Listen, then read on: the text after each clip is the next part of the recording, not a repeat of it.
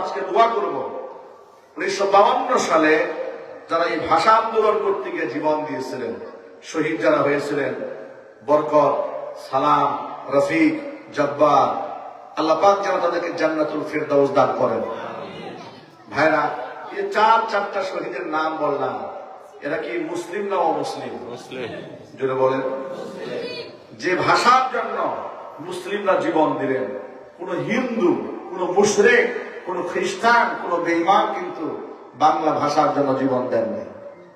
কিন্তু দুঃখজনক বাস্তবতা, যে মুসলমানরা বাংলা ভাষার জন্য জীবন দিলেন, সেই মুসলমানদের বইমেলাতে মুসলিমদের সংস্কৃতি, ইসলামিক বইগুলো, বইয়ের স্টল দেওয়াটা দীর্ঘদিন ধরে এই বাংলাদেশে নিষিদ্ধ করে রাখা হয়েছে। কথা ঠিক কিনা যদি বলেন? সেখানে নাস্তিকদের বই বিক্রি হবে, সেখানে বাম এবং রামদের বই বিক্রি হবে, কিন্তু ইসলামপন্থীদের বুক স্টল দেওয়া হবে না। এটা জাতিগতভাবে যে আমরা কি পরিমাণ বৈষম্যের শিকার হয়েছে এই বাংলাদেশে। বাংলাদেশে 90 থেকে 95% মানুষ মুসলমান হলেও, সংখ্যাগরিষ্ঠ মুসলমান হলেও, অধিকারের দিক থেকে এই দেশের মুসলমানেরা সংখ্যা লঘু। কথা বলেন না? সংখ্যাগরিষ্ঠ মুসলমান হলেও অধিকারের দিক থেকে এই দেশের মুসলমানরা কি? সংখ্যালঘু। তারা সংখ্যালঘু, তারা সংখ্যাগরিষ্ঠ নয়। যার দরুন দেখবেন ইসলামিক সংস্কৃতি এটা দমন করা হয়েছে পদে পদে সকল জায়গায়। দু একটা এক্সাম্পল দিলে খুব সহজে বুঝতে পারবেন। ঢাকা বিশ্ববিদ্যালয়ে, সেটা মুসলমানদের দানকৃত জায়গা, নবাব সলিমুল্লাহ, রবি ঠাকুরের বাবার জায়গায় কি বিশ্ববিদ্যালয় হয়েছে নাকি? না। আরো যদি বলেন, কোন চক্রবর্তী, এরপরে কোন নরেন্দ্র, এই ধরনের ব্যক্তিদের জায়গায় কি ঢাকা বিশ্ববিদ্যালয় হয়েছে? না। ঢাকা বিশ্ববিদ্যালয় হয়েছে নবাব সলিমুল্লাহ, একজন মুসলমান, তার ওয়াকফকৃত দানের জায়গা। ঠিক কিনা জোরে বলেন? সেই বিশ্ববিদ্যালয়ে মাদ্রাসা ব্যাকগ্রাউন্ডের কোন ছেলে ইসলামিক স্টাডিজ ছাড়া অন্য কোন বিভাগে ভর্তি হতে গেলে, যেমন সায়েন্সে ভর্তি হতে যাবে, তাকে অ্যালাউ করা হবে না। যদি সে কমার্সে, আর্টসে যায়, সহজে অ্যালাউ করা হবে না। তাকে শুধু ইসলামিক স্টাডিজের দিকে তাকে জোর করে রাখা হবে, কিন্তু পলিটিক্যাল সায়েন্সে তাকে ঢোকানো যাবে না। কারণ তারা যদি এখান থেকে সচিব হয়, তারা যদি এখান থেকে বিশেষ ক্যাডার হয়ে বের হয়ে যায়, তাহলে ইসলামিক রেগুলেশন হতে পারে, ইসলামের খেলাফত কায়েম হবে, ইসলামের পতাকা উঠতে পারে। এই সম্ভাবনাগুলোকে পরিকল্পিতভাবে নস্যাৎ করে দেওয়ার জন্য তারা ইসলাম পন্থীদেরকে সুপরিকল্পিতভাবে আগাতে দেয় নাই। কথা ঠিক কিনা যদি বলে? এই বৈষম্য তাদের সাথে করা হয়েছে। শুধু কি তাই? বিশ্ববিদ্যালয়ে অনইসলামিক সমস্ত কর্মকাণ্ডকে উদ্বুদ্ধ করা হতো, ইসলামিক কর্মকাণ্ডকে বাধাগ্রস্ত করা হতো। যেমন বিশ্ববিদ্যালয়ে কোনো মেয়ে যদি জিন্সের প্যান্ট পরে চড়ে, আজ পর্যন্ত কোন বুদ্ধিজীবী এটা নিয়ে প্রতিবাদ জানিয়েছে এমন একটা শব্দ আপনারা আমাকে দেখাতে পারবেন? কথা বুঝতে কষ্ট হচ্ছে আপনাদের? আপনাদেরকে আমি বলি, জিন্সের প্যান্ট পরা এটা কি বাংলাদেশি সংস্কৃতি? আরো যদি বলেন, টি শার্ট পরা বাংলাদেশি সংস্কৃতি? এরপরে বয়ফ্রেন্ড গার্লফ্রেন্ড হাত ধরে ওপেনে চলা, ফ্রি মিক্সিং, এটা কি বাঙালি সংস্কৃতি?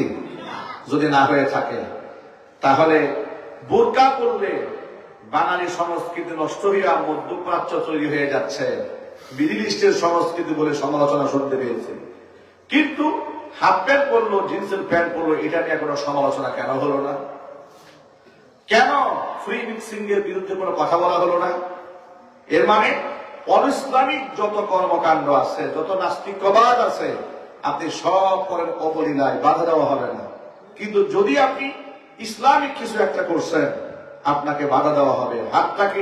আপনাকে একেবারে অধ্যক্ষ থেকে শুরু করে স্কুলের, আপনি ইউনিভার্সিটির টিচার পর্যন্ত আপনাকে পদে পদে হেনস্থা করবে। কেন দাঁড়িয়ে রাখছেন? কেন মাথায় টুপি দিলেন? আপনি কি জামাত করেন কিনা? আপনি কি শিবির করেন কিনা? কিংবা আপনি ইসলামিক কোন জঙ্গি সংগঠনের সাথে জড়িত আছেন কিনা? গোয়েন্দা লাগিয়ে আপনার কর্মকে বাধাগ্রস্ত করা হবে পদে পদে। বাস্তবতা এদেশে আছে না নেই? গত রমজান মাসে আমাদের দিনী ভাইরা ঢাকা বিশ্ববিদ্যালয়ে কোরআন তেলাওয়াত করেছিলেন। রমজান মাসে কোরআন তেলাওয়াত করা তো বিরাট পাপের কাজ নাকি? একটু জোরে বলেন আপনারা। বিরাট পাপ করেছেন, রাষ্ট্রদ্রোহীকে করে ফেলছেন। তাদেরকে বিশ্ববিদ্যালয়ের ভিসি ডেকে নিয়েছে, সুপারিশ করেছে। কেন বিশ্ববিদ্যালয়ে কোরআন তেলাওয়াত করা হলো? ওটা কি মাদ্রাসা নাকি? তারা অবলীলায় বলে বেড়াতো বিশ্ববিদ্যালয়ের শিক্ষকেরা আমাদের চোখের সামনে বিশ্ববিদ্যালয়কে আমরা মাদ্রাসা হতে দেখতে পারি না। ঘৃণা সরে নওজুবিল্লাহ। এ কথা কেন বলেছে? আমাদের কিছু বোনেরা বিশ্ববিদ্যালয়ে বোরকা পরে নিকাব করে গিয়েছে, কিছু ভাইরা মুখের মধ্যে দাড়ি নিয়ে মাথায় টুপি দিয়ে তারা ইউনিভার্সিটিতে গিয়েছে, ওদের সহ্য হয় নাই। শাখা সিঁদুর পরে বিশ্ববিদ্যালয়ে গেলে তাহলে এটা নিয়ে কোনো বাধা নাই, কিন্তু টুপি মাথায় দিলেই মাথা নষ্ট হয়ে যায়। সুকস করা হয়েছে। জুলাই আগস্টের বিপ্লবে দেশ যখন স্বাধীন হল, বিশ্ববিদ্যালয়ে আমাদের সন্তানরা, আমাদের ভাইরা তার কি জবাবটা দিয়েছে শোনেন। জবাবটা দিয়েছে এইভাবে, যে শিক্ষক কোরআন তেলাওয়াতের কারণে তাদেরকে বাধাগ্রস্ত করেছিল, তাদেরকে সুকস করেছিল, সেই শিক্ষককে অফিসে বসিয়ে, তার আসনে বসিয়ে চতুর্পাশের ছেলেরা দাঁড়িয়ে দাঁড়িয়ে আল্লাহর কোরআন জোরে জোরে তেলাওয়াত করেছে। আর যখন সুবহানাল্লাহ। এর চাইতে বড় চপে টাকা আর কিছু হতে পারে? আর কিছু হতে পারে? ভাইরা, আমি যে কথা বলতে চাচ্ছিলাম যে 21শে ফেব্রুয়ারি আন্তর্জাতিক মাতৃভাষা দিবস, এই ভাষার জন্য জীবন দিয়েছে মুসলমানেরা, কিন্তু সেই মুসলমানদের অধিকার নাই এই ভাষা দিবসে। সব নাস্তিকরা এই ভাষার প্রেমিক হিসেবে উড়ে এসে জ্বলে বসে, তারা সব নাস্তিকরা বাংলা একাডেমি, বাংলা সাহিত্য সব জায়গায় এদের দখল, মুসলমানদের দখলদারিত্ব। মুসলমান ঢুকলেই মৌলবাদ বলে গালি দেওয়া হয়। কথা ঠিক নেবে ঠিক? আমরা আজকে এখানে একটা কথা বলবো, এই কথাটা খুব মনোযোগ সহকারে আপনারা শুনবেন। 21শে ফেব্রুয়ারিকে উপলক্ষ করে দেখবেন প্রতি বছর স্কুলে, কলেজে, সাংস্কৃতিক অঙ্গনে ভাষা শহীদদেরকে স্মরণ করা হয়। আর সেই স্মরণের সিস্টেমটা বড় মারাত্মক সিস্টেম। দেশ যেহেতু স্বাধীন হয়েছে আর বিভিন্ন অংশে সংস্কার করা হচ্ছে, আমি অন্তর্বর্তীকালীন সরকারের দৃষ্টি আকর্ষণ করছি যে এই ব্যাপারে একটু সংস্কার হওয়া উচিত। আমরা মুসলমান বিশ্বাস করি যারা মরে যায় তাদের জন্য দোয়া করতে হয়, তাদের জন্য সুয়া কেরাত পড়তে হয়, তাদের জন্য আল্লাহর কাছে মাগফিরাত কামনা করতে হয়, তাদের কবর জিয়ারত করে কবরে সালাম দিতে হয়। কথা ঠিক নেবে ঠিক? কিন্তু সেটা না করে আপনি কিছু খাম্বা পূজা করলেন। শহীদ মিনারে কিসের পূজা হলো? খাম্বা পূজা হলো। আপনি সেখানে গিয়ে ফুল দিলেন, ফুল দিতে গিয়ে মারামারি, ঠিক না? নেতা কর্মীদেরকে দেখি, মানে ফুল দেওয়া যে কি সোয়াবের কাজ। কে আগে দেবে, কে সামনে থাকবে, ক্যামেরার সামনে কে থাকবে, গোতাগুতি করতে করতে ফুলের আপনার শ্রদ্ধাঞ্জলি যে পুষ্পস্ত বাড়িয়েছে এটাই ভেঙে ফেলছে গোতাগুতি করতে করতে। আমার প্রশ্ন হচ্ছে, ভাষা শহীদদেরকে যদি আপনার সম্মান দিতে মনে চায়, যদি আসলেই মহব্বত করেন মন থেকে, তাহলে তাদের জন্য আল্লাহর কাছে দোয়া করেন। ঠিক কিনা ভাই? দোয়া করলে তারা পাবে না।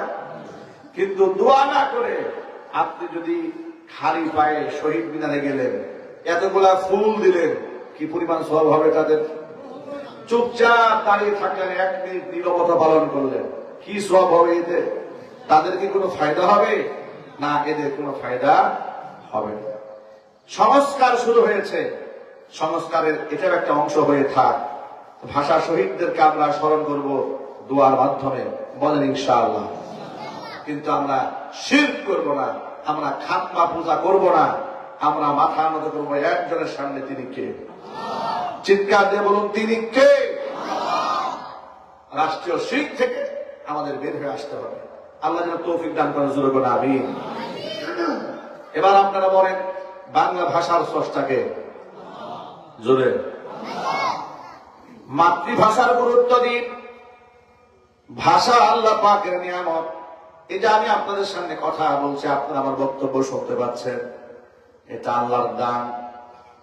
মুসা আলাইহিস সালাতু ওয়াস সালামকে আল্লাহ পাক যখন দায়িত্ব দিলেন যে তুমি নবুয়ত আর রিসালাত নিয়ে এবার মানুষের দ্বারে দ্বারে যাও, ফিরআউনের কাছে যাও, মুসা আলাইহিস সালাতু ওয়াস সালাম আল্লাহকে বলেন, রব্বুল আলামিন, আমার তো কথা বলতে কষ্ট হয়, কথার মধ্যে জড়তা আছে, আমার কথা মানুষের বুঝতে কষ্ট হবে। আমার ভাই হারুন মুখের মধ্যে জড়তা নাই, ভাষা বিশুদ্ধ ভাষা, তাকেও তুমি নবী বানায়া আমার সহযোগী বানায়া দাও, যাতে করে নবুয়তের দায়িত্বটা সুন্দরভাবে আমি পালন করতে পারি। জোরে বলেন সুবহানাল্লাহ।